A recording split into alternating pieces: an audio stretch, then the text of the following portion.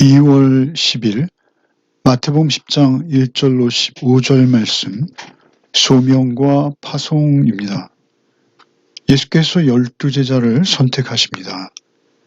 그리고 그들을 전도사역지로 파송하기 직전에 예수께서 교훈을 베푸십니다.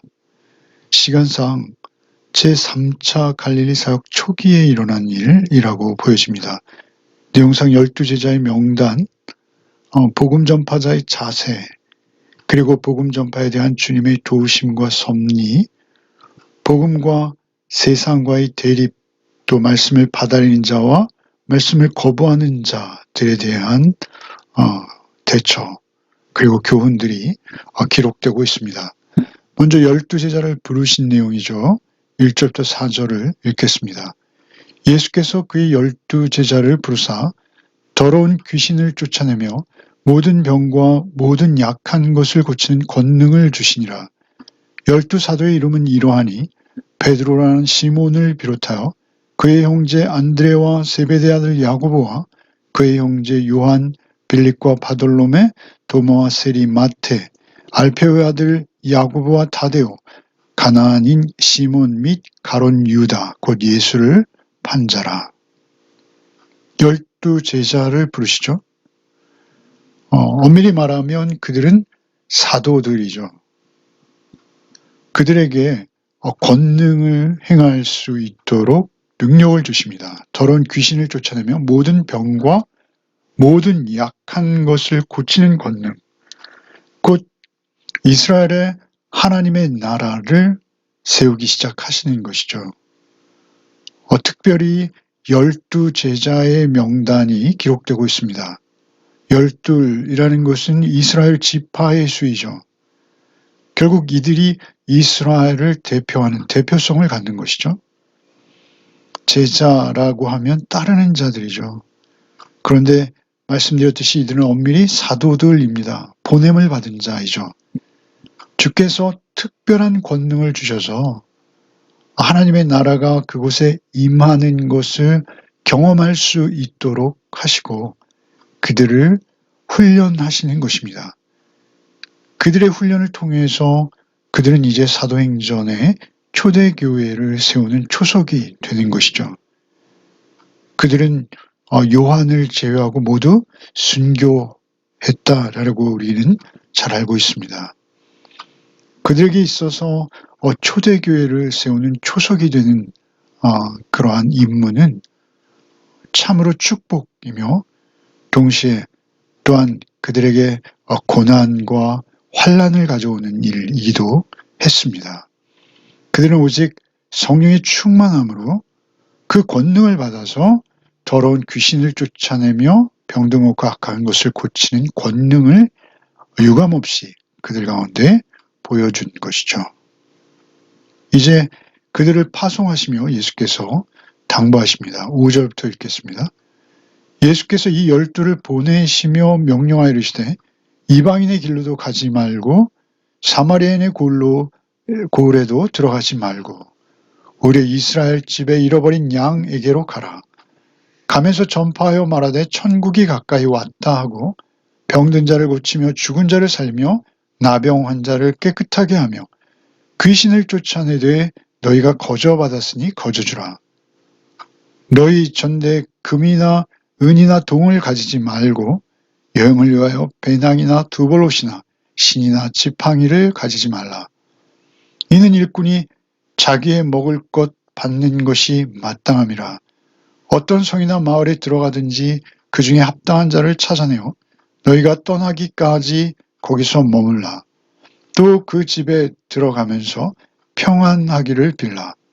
그 집이 이에 합당하면 너희 빈 평안이 거기에 임할 것이요 만일 합당하지 않으면 그 평안이 너에게 돌아올 것이니라. 누구든지 너희를 영접하지도 아니하고 너희 말을 듣지도 아니하거든 그 집이나 성이나 나가 너희 발에 먼지를 떨어버리라. 내가 진실로 너에게 이르노니 심판날에 소돔과 고모라 땅이 그 성보다 견디기 쉬우리라. 예수께서 그들을 파송하시며 많은 교훈을 또 명령을 주십니다. 그래서 이방인의 길로 가지 말라 하시고 사마리아의 골로도 들어가지 말라 하세요. 사실 예수께서는 이방의 선교를 명령하시지 않습니까? 땅끝까지 복음을 전하라 하시는 예수. 그런데 왜 여기서는 이방의 길로도 가지 말고 사마리아 골로 들어가지 말고 오직 이스라엘 집에 잃어버린 양에게로 가라 하고 선교의 대상을 좁혀서 국한하시는 걸까요? 그것은 이스라엘 집의 어린 양들에게의 급박함을 보여주시는 것입니다. 특별히 마태복음이죠. 이 마태복음의 독자들은 유대인들로 우리가 잘 알고 있습니다. 그 유대인들의 구원의 상황이 너무도 급박한 것이죠. 그래서 이렇게 말씀하신 것입니다. 가면서 전파하여 말하되 천국이 가까이 왔다 하고 천국이 가까이 왔다. 이것은 예수께서 복음 전파하시며 터뜨리신 전하신 첫 일성이죠. 회개하라 천국이 가까웠느니라죠. 천국이 가까웠다라는 메시지죠. 병든 자를 고치며 죽은 자를 살며 나병 환자를 깨끗하며 귀신을 쫓아내되 너희가 거저받았으니 거저주라. 사실 죽은 자를 살리는 권능은 대단한 것이죠. 예수께서 회당장 야이로의 딸을 살리셨습니다. 사실 이것은 문자적으로 사도들에게 실현되어지는 것을 볼 수 있죠. 사도행전에서 우리는 베드로가 죽은 자를 살리고 바울 사도 역시 죽은 자를 살리는, 그러니까 사도들에게 주신 특별한 권능인 것입니다. 이러한 권능을 통해서 초대교회가 세워지게 되는 것이죠. 초대교회가 흥왕하는 놀라운 붕의 역사를 경험하죠. 나병 환자를 깨끗하게 하며 귀신을 쫓아내되 너희가 받았으니 거저주라. 그러한 치유의 역사, 신유의 역사가 자기를 높이고 자기의 이름을 내고 내지는 자신의 이익을 추구하는 수단이 되면 절대 안 된다. 거저받은 것이고 너희의 능력이 아니다라고 분명히 못을 박으시는 것이죠. 그것은 충분히 하나님의 은혜로만 이루어지는 일입니다. 하나님의 은혜 없이는 될 수 없는 일들이죠. 너희 전대에 금이나 은이나 동을 가지지 말고 여행을 위하여 배낭이나 두보롯이나 신이나 지팡이를 가지지 말라. 이는 일꾼이 자기 먹을 것 받는 것이 마땅함이라. 앞서 예수께서는 거저받았으니 거저주라 하셨는데 여기서는 일꾼이 자기의 먹을 것 받는 것이 마땅하다 이렇게 말씀하세요. 그러면 거저주라 했는데 여기선 받는 게 되잖아요. 그러면 이 두 가르침이 서로 충돌하는 걸까요? 그렇지 않다는 것입니다. 복음 선포의 조건을 수고비 요구로 하면 안 된다는 것입니다. 복음을 선포하고 그들에게 신유와 치유의 역사, 병든 자를 고치며 죽은 자를 살며 심지어 나병 환자를 깨끗하며 귀신을 쫓아내는 일, 그 거저받았으니 거저주라. 그러니까 중요한 것은 그 동기와 방법이 문제라는 것입니다. 그들이 일꾼이 자기 먹는 것을 받는 것은 마땅하다라고 예수께서 말씀하시죠. 그러나 동기와 방법이 전혀 다른 경우가 있다라는 것입니다. 복음 선포의 대상들에게 감사의 표현으로 그 필요한 것을 공급받는 것, 그것과 복음 선포를 조건을 걸고 수고비를 요구하는 것, 그거는 현저한 차이가 있죠. 전혀 다른 것입니다. 사실 우리의 삶 속에서 그 구분이 쉽지 않은 것은 맞습니다. 그럼에도 불구하고 누구의 호의를 받아야 할지, 어떤 호의를 받아야 할지, 그 호의를 받는 태도는 어떠해야 할지 그것을 강조하시는 것이죠. 그리고 호의를 제공하는 집에 어떻게 보답하는 것인지를 말씀하시죠. 어떤 성이나 마을에 들어간지 그 중에 합당한 자를 찾아내요. 합당한 자가 있다는 것이죠. 너희가 떠나기까지 거기에 머물라. 또 그 집에 들어가 평안하기를 빌라. 그 집이 이에 합당하면 너희 빈평안이 거기에 임할 것이요. 그들의 믿음, 그리고 그들이 복음 앞에서의 태도, 그로 인해서 그들은 복음이 주는 평안, 하나님과 원수되었던 우리가 하나님 안에서 새로운 생명으로 거듭나 놀라운 생명의 삶을 누리게 되는 그 평안, 그 평안이 거기 임할 것이요. 만일 합당하지 아니하면 그 평안이 너희에게 돌아올 것이나. 결국 그 평안을 빌어준 자의 간절함, 그리고 그 평안을 빌어줌으로 인해서 그것이 그들이 거절하는 평안일 때는 너희에게 그것이 임한다라는 것이죠. 그런데 또 그 반대의 경우도 있습니다. 누구든지 너희를 영접하지 아니하고 너희 말을 듣지도 아니하는 그러한 집이 있다라는 것이죠. 그러한 집이나 성에서는 너의 발에 먼지를 떨어버리라.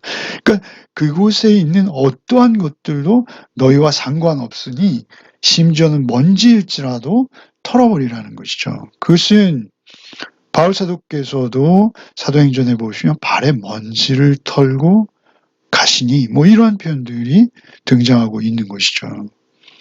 그렇게 복음을 받아들이지 않은 곳 15절에 내가 진실로 너희를 이루니 심판날에 소돔과 고모라 땅이 그 성보다 견디기 쉬우리라 라고 말씀하시는 것이죠. 이미 복음을 받아들이지 않으므로 그들에게 심판이 임한 것이죠. 예수 그리스도의 십자가와 부활을 받아들이면 그 즉시 구원이 그 집에 임하는 것이요. 오늘날도 그렇습니다. 그것을 받아들이지 않으면 받아들이지 않는 그 자체로만 그들에게 이미 심판은 임해 있다라는 것이죠. 오늘 이 본문을 통해서 우리가 좀 더 생각해 보기 원하는 것은 예수님의 사도들, 그 제자들, 12제자들이 특별한 분들이 아니다라는 것입니다. 그들은 오히려 굉장히 평범한 분들이라는 것이죠. 요즘 말로 말하면 업에 종사했고 세무 공무원이었고 그저 세상에 관련되어져서 세상에서 자기의 생업을 가지고 평범하게 살아가는 생활인들이었다는 것입니다. 그럼에도 불구하고 주께서 그들을 택하시고 그들을 부르셨을 때 그들은 주님의 음성에 전적으로 반응하고 있다라는 것입니다.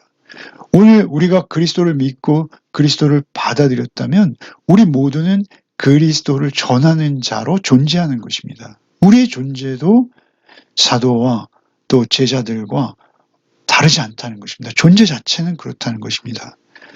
우리가 예수 그리스도를 믿고 구원 얻었다면 우리는 그 구원의 감격과 감사함, 그 은혜에 붙들린 자로 살아가는 것이죠. 그렇게 살아갈 때 우리에게 선교적 사명이라는 것은 그리스도인에게 아주 기본적인 것입니다. 너무나 마땅한 것이죠.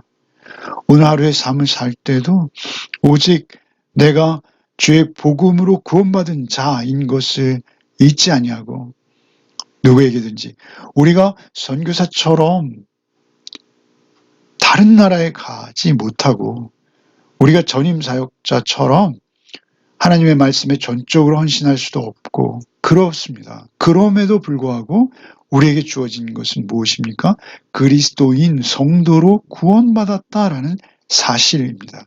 이 사실을 우리가 믿을진데 우리에게 그 구원을 받지 않은 자들을 바라볼 때 그 긍휼함이, 안타까움이 없다면 우리가 구원받은 자인지 의심스러운 것이죠.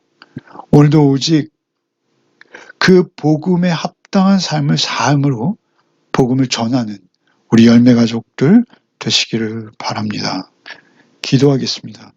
주님, 주께서 우리를 부르시고 우리를 구원하시고 우리를 예수 그리스도 안에서 새로운 생명으로 삼아주셨으니 주님, 우리가 그 은혜에 늘 감사하게 하여 주옵소서. 그 은혜를 받은 자답게 우리의 삶도 살아내게 하여 주시옵소서. 그래서 우리의 삶을 통해서 구원받은 하나님의 백성의 삶 속에서 드러나는 하나님 나라를 보고 많은 이들이, 아니 우리의 주변에 한 영혼, 천하보다 귀하다 하신 한 영혼일지라도 그들이 하나님의 인격과 하나님의 성품을 만나고 경험하는 일이 있게 하여 주옵소서. 참으로 우리가 먼저 치유된 자요, 우리가 죽었다 살아난 자요, 우리가 병들었다 나음받은 자요, 우리가 나병 환자였다 치유함을 받은 자인 것을 우리가 알진데, 우리가 그 은혜를 잊지 아니하고 오늘 하루를 살아낼 때 주의 명령, 주의 선교 명령을 우리의 삶을 통해서 실현하는 우리 각자의 삶의 자리가 되게 하여 주옵소서. 오늘도 오직 전적으로 주 성령께 오늘 하루의 삶을 맡기오며 우리 주 예수 그리스도 이름 받들어 기도하옵나이다. 아멘.